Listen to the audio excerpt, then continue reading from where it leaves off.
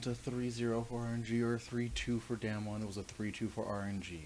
So I was wrong about that prediction. I was still right about RNG winning the whole thing. This is a fun series, though. Yeah, this is pretty fun. At least I think so. I thought it was exciting. I thought it was pretty good. It had a lot of ups and downs to it. It had a lot of like really cool fights. It was interesting to see how each team was evolving, and really disappointing that Damwon threw it all away by picking Rumble instead of Morgana.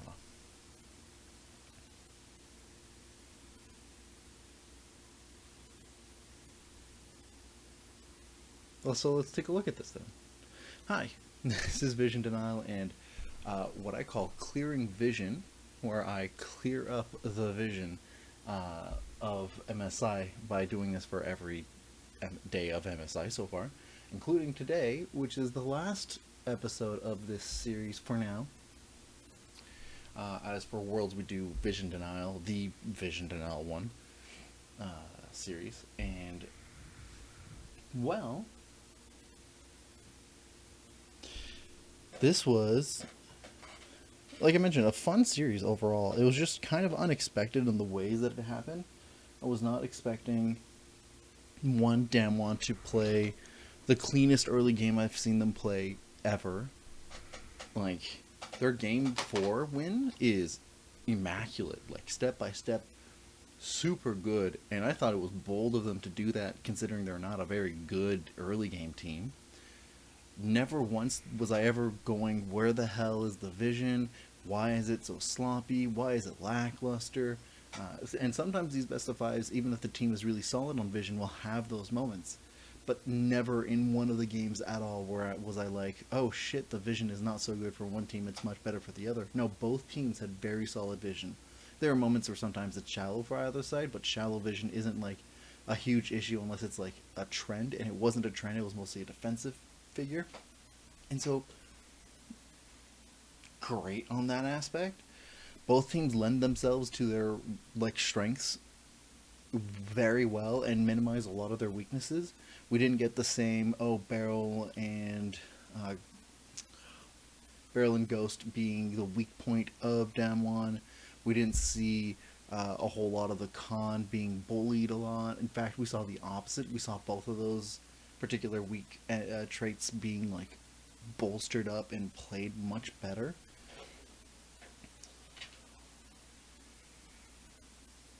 I think the pick and bans themselves were sometimes a little bizarre.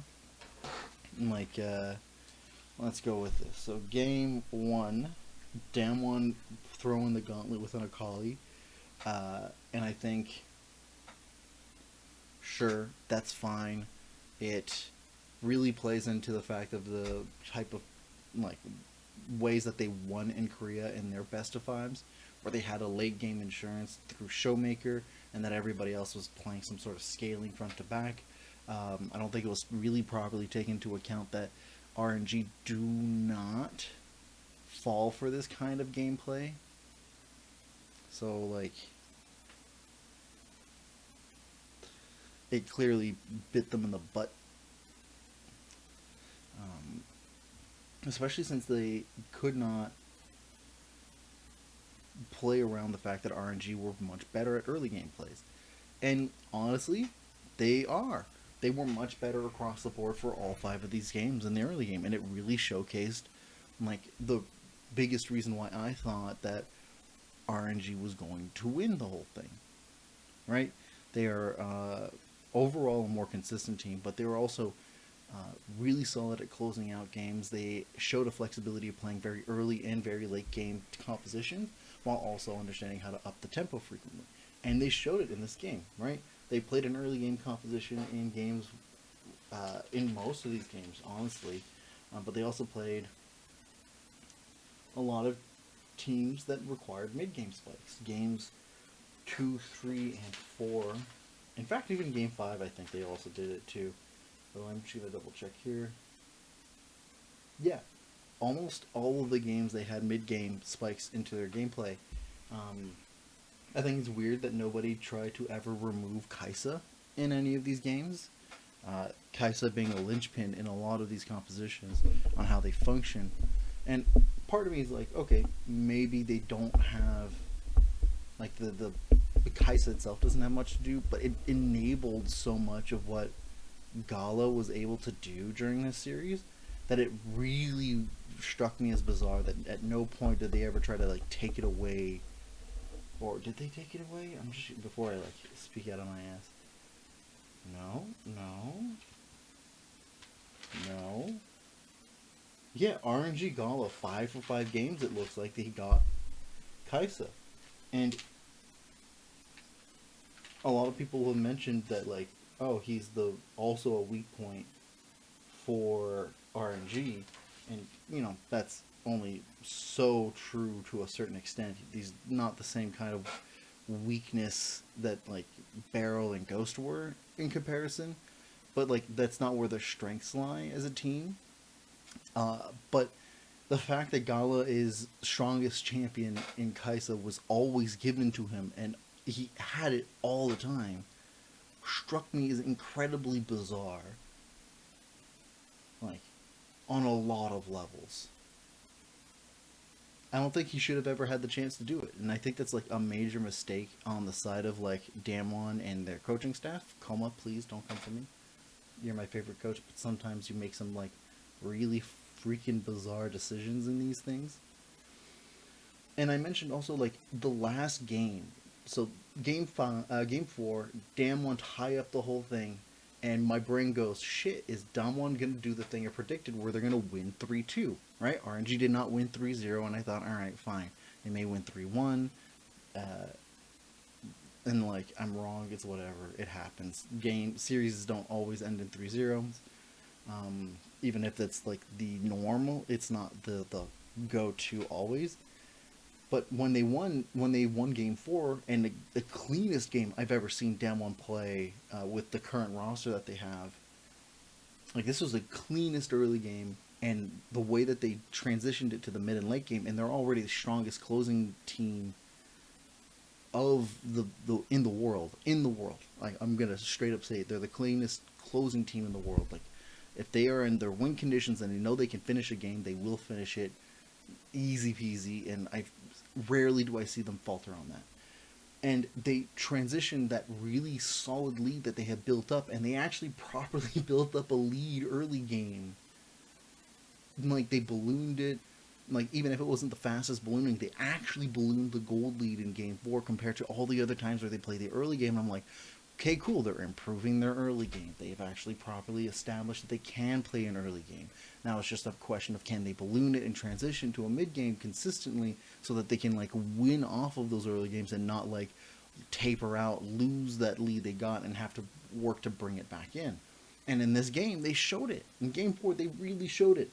And they go off into Game 5. Their bans indicate that they're trying to avoid having to face off against some early pressure. That's fair. They had some issues regarding that in previous games against RNG. And the way that RNG were drafting, they were trying to avoid anything late game. That's fair. Again, that's consistent with the way that Damwon play. And they pick Varus. So, like, Udyr's the first pick. Varus is the second pick from Damwon, so their first pick. And I'm thinking, okay, so they're taking their time. Part of me goes, all right, so they picked Udyr. Both Rumble and Morgana are up, but Udyr literally is jungle. And if they pick Rumble, it'll just be mid lane, but that would be counterintuitive with the way that, RNG have played so far. So I don't think they're going to pick Rumble, and I think the better choice here is to pick Morgana, because the RNG isn't going to pick up the Tahm Kench. You can pick that up later. And they do. Damwon do pick up the Tahm Kench literally on their Red 3 pick. But they pick Rumble. And for a lot of you, you're going to go like, well, what's wrong with the Rumble pick, right? I'm like, well, Varus alone cannot be your sole damage, right? He requires such an early lead for him to be your sole damage for that to work. And which means that you'll need another type of win condition in some other lane, right? Likely mid lane, but it could be both lanes. If you have all 3 lanes have like some form of win condition of early, mid, and late, you've got a solid chance of like properly playing this out, especially if it's an early game. And they heavily index into AD, which tells me that, like, they're super susceptible to being engaged on and to crowd control. And the Tom Kench is really great for saving that, but he can only do one person, right? So you need to diversify your profile in terms of being able to save more than one person. And my brain went, all right, so you pick Morgana, and then they pick Rumble, and then it just like, cool, they pick Rumble, they don't have Morgana, they can't just do the thing because they have to pick Tom Kench or get banned out and they lose. So they're like, great, let's just do Kai'Sa like we always do because they keep giving us Kai'Sa and that's the best champion we can get, and then Nocturne, and we're just gonna keep diving them, and they do that. They keep diving them over and over and over again, and they never let up. To the point where they get 27 kills in 27 minutes individually, not counting those kills that Damwon have, just themselves.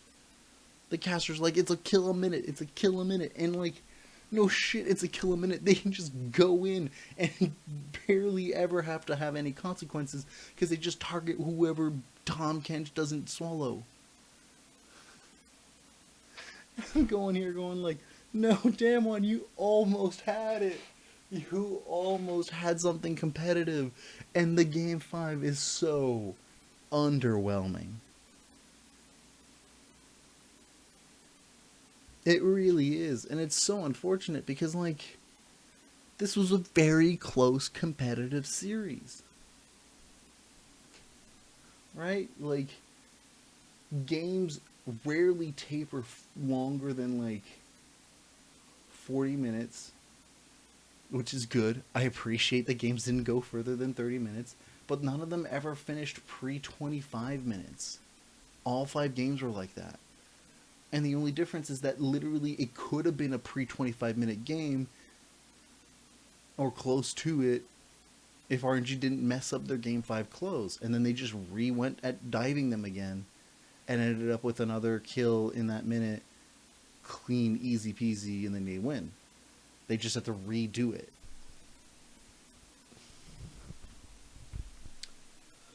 And it's to stress this, right? I'm not saying that like Damwon was bad because they did this one pick.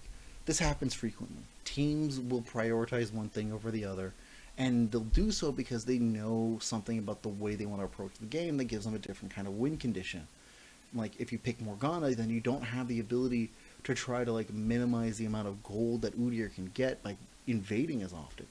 You are pretty susceptible to being, to like, because you have to be very involved, you have to be in, despite the fact that like there's a binding pretty, like the binding goes pretty far, it's still slow and you have to be fairly close in for the team fight to work.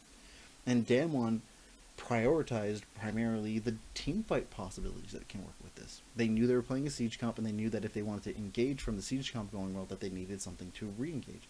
And this is fine, but like, to me, my thought process still goes to, you're leaving yourself open to a really easy composition to abuse. And I spent so much time on this game because I honestly think that if they switched it, the game goes very differently and it's a lot more even. A lot more even. It's harder to do these types of like dive compositions against the Black Shield. It's just that's the case. And you are able to apply more magic damage because you have so much non-committal with tormented soil as opposed to you needing to be close up. And so like the long range non-committal engage versus the short range really needs to commit engage changes position when you realize that on the regular basis, however, you can like deal more damage non-committally overall. It's a trade-off thing. And some people might think, oh no, it just has to do with the fact that RNG like out-executed their composition over Damwon's, and that there's like Barrel made a bunch of mistakes using the Tom. And I wouldn't disagree with you on this one. I really wouldn't. Because probably that is the case. Probably the same results would have happened with Barrel mis-executing the Tom Kench if they had Morgana or not. Maybe it would have just delayed a lot of the results of the team fights much longer. But those are like hearsays and ifs and blah, blah, blah, you know, right? Like, me saying that doesn't change the fact that, like, at the end of the day, RNG still out-executed in this Game 5 in a way that was very different from how Games 1 through 4 went. Like both games had, um, both teams had one game where they were dominant start to finish, right? And dominant in a way that like you can still see the other team being competitive, but the play was still consistent, start to finish and clean. And both of them had a game where they had the early lead and then they lost it mid game, and they technically threw based off of like whatever parameters you want to do throwing with. Um, yeah, whatever parameters you want to do throwing. The But they still lost it. So they had an early game lead and then they lost it near the mid game. And that's like, and this shows me that both of these teams were very close, and that to me, Damwon improved over time with the tournament, and RNG refined what they were good at. And I'm distinguishing between the two because, like, Damwon's early game, and I will repeat this, and most other analysts will probably repeat this, and like the casters will, their early game is their weakness, and they showed that they're able to play their early game more and more they play through this. And hopefully they take this and they go to Korea and they compete against all of the other teams, which are significantly better at early game than they are, and that they go through this and go, hey, look, we can compete with the early game now. You should We are a force to reckon with, and that probably will help the rest of the league to do better overall on top of it. And RNG, who have refined what they've gotten, because I don't think they did anything to improve individually.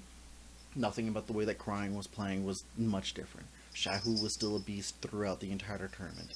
Gala, um, was still like a pillar, but not like anything remarkable compared to a lot of the other AD carries. And like, despite the fanfare that uh, the casters talked about, in the other that the casters talked about in the series, uh, I don't think that he's like the next super AD carry, considering that like he got 5 games of Kaisa. Of course, he's gonna look good on his best champion, and like I'm not understating the fact that like, yes, Gala is incredible, like absolutely like a beast of a player. But like there's a lot of fanfare that came from it that's ignoring how much of like he had to struggle facing off against the others in the LPL. Showmaker, I think, just got to clean up a lot of his gameplay. Just, like, yeah, that's pretty much the way that I interpreted a lot of these games in this series, or a lot of these series on top of it, is that RNG refined how they played versus Damwon improved how they played. Oh, my cat.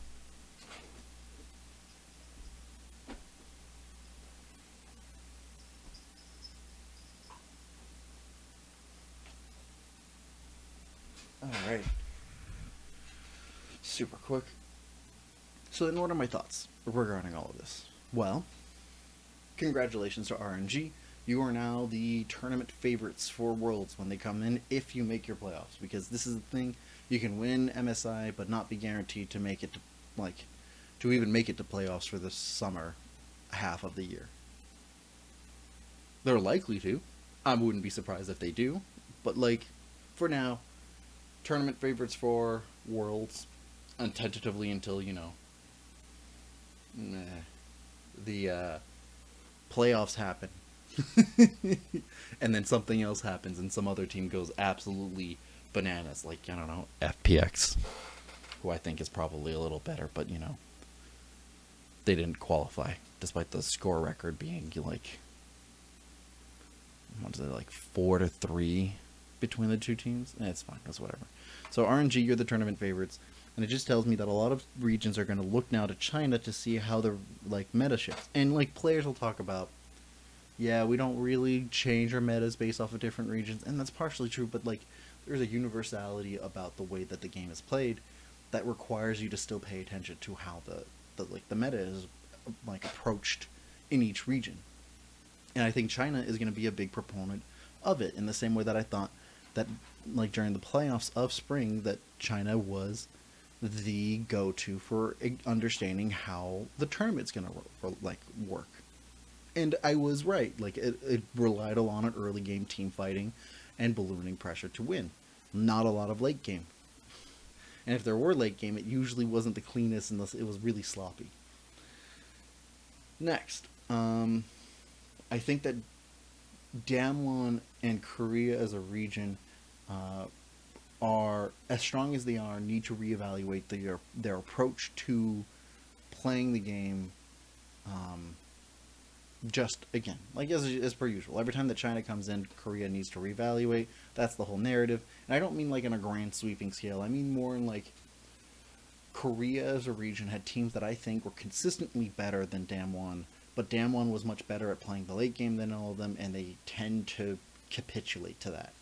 And so, if the rest of the region is better, it looks at how the world punished and played against Damwon much more competitively than I saw the rest of the region in Korea do it, then maybe they can learn some steps from that. Like they can learn a lot of it, a lot of like ways to approach the game against them, and like really elevate themselves. For Europe, Mad Lions, holy Toledo Joe, you guys are freaking solid. Really refine the way you play your game, and you might like go up to like low top 10 of the world to like mid to high top 10, probably really good contenders for the whole thing. And the rest of the region has Rogue. I honestly think that like the Europe is really strong as a region, right? And this is like, oh wow, I'm so surprised. Of course they're a strong region. Yeah, but that's not always the case, and that hasn't always been the case, right? People remember early in like remember recent memories because of G2, but overall the region itself is not like the strongest. It is very comparable to NA, and you know, burn me at the stake or whatever, but like they aren't what I would consider a consistency throughout the entire region. And if Mad Lions refine what they do, and a lot of Europe has studied the way that Mad Lions approached the international play, and a lot of the teams in Europe stop doing this goofy fanfare that G2 has done. Like let's avoid the era and attitude of G2, who, if by the way that I've seen them play, have reeled that back a little bit, and I'm happy to see that. I do think that Europe as a whole will do pretty great. The PCS, however, as fantastic as PSG Talons played, I think they're still playing in a region that is significantly weaker than the other regions in the world, or at least in the other top 5 legacy regions. Right? Like, I think that they play in a region that's much weaker than North America, even if they are a stronger team, and that's both a good and a bad thing, because it means that they don't have a lot of practice on how to like properly play out some aspects of the game, but they've managed to slowly but surely improve over the tournament and gotten more cohesive, especially since they had to play with a substitute. And like, holy crap, that was fantastic out of them. I just hope that like, and every time there's an international tournament, we hope that the teams that represented the region brings back what they learn and helps improve the region as a whole. That's not always the case, and the PCS is a really mixed bag of really really shitty teams and like gold, like diamonds in the rough, and they tend to have lots of diamonds in the rough. And for me, if I look at it, I look at this entire region and I go, hopefully Machi and Beyond step up a little bit, because they were the only teams that were able to compete at all in my mind in terms of how well that PSG Talents played. North America, get your shit together. I mean, like, you keep doing this argument about imports and not imports, and like, it fucking doesn't matter. If you had a full team of imports, I bet you this would have been the same result. 100%. Because your region does not benefit from imports in and of itself. All of the other regions have imports, except Korea. Korea, I think, is the only region that like has limited imports regards to like successful teams.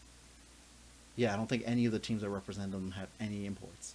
So like, really reevaluate the way that you think that your region's doing poorly. Your region does poorly not because they're a bad team. In fact, no. They beat both Damwon and RNG in these best of ones. They have the abilities to do so. But stop relying so much on them and trying to like focus on the ways to play around them. If you're gonna have imports, your imports need to play around you. Most of the time imports don't have an immediate success, and if they do, their success is not that great. Historically speaking. Right? It takes time for them to get used to it, and they eventually start playing around the teams and not have the teams play around them. Refocus and retool a lot of the stuff that you have, and you might have again results that you had 3-4 years ago.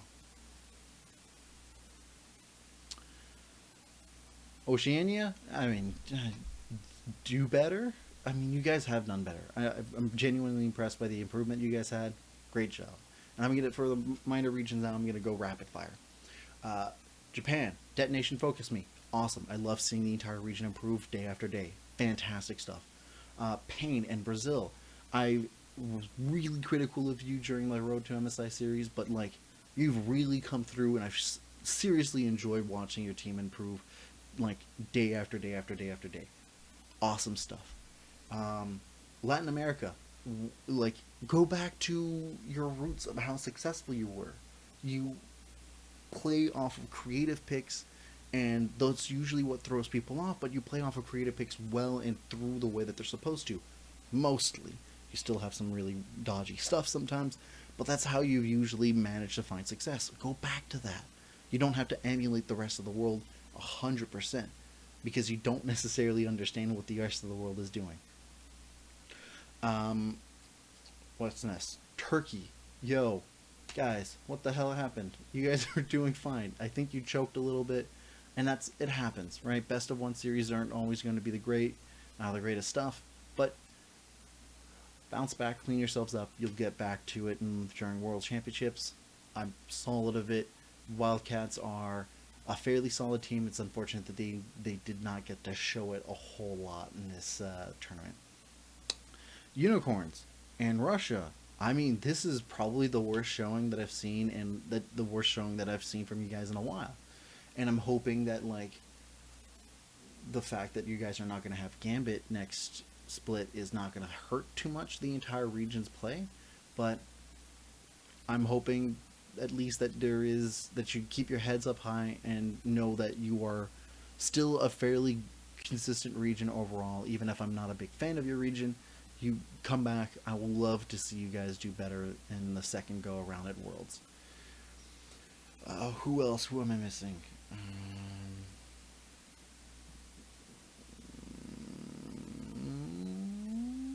I did Latin America, Japan, Brazil, Oceania, Russia.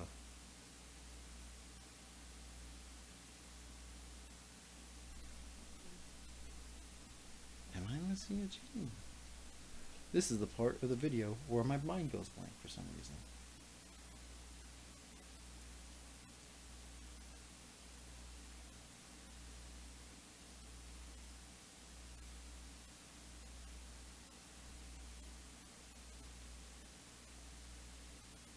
Yeah, Russia, Brazil, Oceania, Turkey, yeah, Latin America, and Japan. You know, okay, got everybody. Good. And hopefully, COVID permitted stuff, we actually get to see Vietnam. We haven't seen Vietnam in an international scene in like a year and a half now. Ah, so unfortunate. It really is. It really sucks. But I do think that Vietnam would have probably been in the top 4, if not in the top 5, of this tournament. Yeah. Because GAM would have been exciting to see. Alright.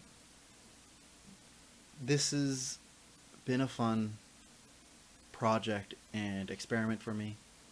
It's very tiring and exhausting. I don't know if I'll repeat the exact same go at it. I might do something in a different format for when the playoffs happen in the summer.